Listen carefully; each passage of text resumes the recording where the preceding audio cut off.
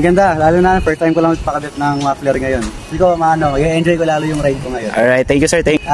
Shoutout sa mga tropa ko sa Lasal Dasma. Alright, sa mga tropa ni sir sa Lasal Dasma, shoutout po sa inyo sir. Maraming salamat sa pagdaya dito sa... Yo, what's up guys, good day. So meron nga tayo dito ng Vespa Sprint 150N na bagong-bago guys. So tingnan nyo naman, pero sa totoo lang guys, hindi na to bago, 2 years na to guys, 10,000 odo. And guys, 150cc Vespa Sprint. Siyempre dumayo siya dito sa mga Joe Accessories and Mufflers para mag-upgrade ng mufflers. So via slip-on lang yung gagawin natin guys. At nag-usap naman kami ng client guys at talagang pumayag naman siya sa gagawin natin. So bali puputulin natin yan and then palit tayo ng extension elbow para bumagay sa muffler na ilalagay natin. So ikakabit natin ay tri-oval or tri-hexa, depende sa mapipili ng client natin. So dumayo pa client natin from Carmona, Cavite. Ano sir? Carmona, Cavite. So ayan guys, medyo matagal na kami nag-uusap nito na sir. Ngayon lang siya natuloy. Ngayon lang siya free. Okay, so poging-poging Vespa Sprint 150N. So mamaya papakilala natin kung sinong may-ari nito guys, batang-bata. Ilan taon na kayo sir? Ayun, 20 years old guys. Naka Vespa Sprint na guys, 150. Alright, so abangan nyo guys dito lang yan sa Marjo Accessories and Mufflers. Alright, so konting pasilip yan kay sir. Hello sir. Thank you sa pagdaya dito sa Marjo Accessories and Mufflers. So ayan, abangan nyo finish output yan guys. Let's go. 2,000 years later. Yo, what's up guys, good day. So ito na nga po yung finish output ng Vespa Sprint 150cc. Ayan guys yung appearance. Ang kinabit natin dito ay Akrapovic Tri-Hexa via slip-on. So ito guys yung appearance. Ginamitan natin guys ng Y-bracket para mas matibay at mas magandang tingnan. So guys, ayan guys yung appearance para sa Vespa Sprint 150cc. So pwede rin yan guys sa mga 125 ano. May mga model na rin tayong mga Vespa mga nakaraan. Ito iba guys, kulay blue siya na 150cc. Kinabit natin dito ay via slip-on Akrapovic Matte Black Tri-Hexa. So sa mga gustong makarinig ng soundcheck guys, soundcheck tayo with silencer. And guys, with silencer sir, pwede pong parep.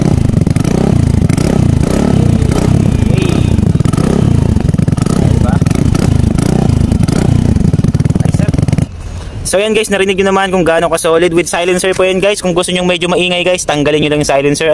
Kung medyo nahihinaan kayo sa tunog nya guys. Akrapovic Tri-Hexa via slip-on para sa Vespa Sprint 150cc. So ito guys yung appearance. Napakaganda guys, bagay na bagay. So yung client natin ay from Carmona, Cavite guys. Dumayo pa dito sa Santa Rosa, Laguna para mag-avail ng ating muffler para sa kanyang pinakamamahal na Vespa. So syempre tanungin natin si sir kung anong masasabi niya. Hello sir, magandang hapon, ay magandang umaga. Saan pangalan niya sir? Felix po. So sir, Felix, ano pong masasabi niya sa kinabit nating muffler? Ang ganda, lalo na first time ko lang magpakabit ng muffler ngayon. Hindi ko maano, i-enjoy ko lalo yung ride ko ngayon. Alright, thank you sir, thank you. Baka meron po kayong mga tropa na babatiin dyan. Shoutout sa mga tropa ko sa Lasal Dasma. Alright, sa mga tropa ni sir sa Lasal Dasma, shoutout po sa inyo sir. Maraming salamat sa pagdaya dito sa Marjo Accessories and Mufflers. So yun guys yung appearance, napaka-solid, ang ganda guys. Sa mga naka-Vespa dyan guys, ayan, meron tayo ulit model guys. Alright, so this is Marjo, let's go and thank you.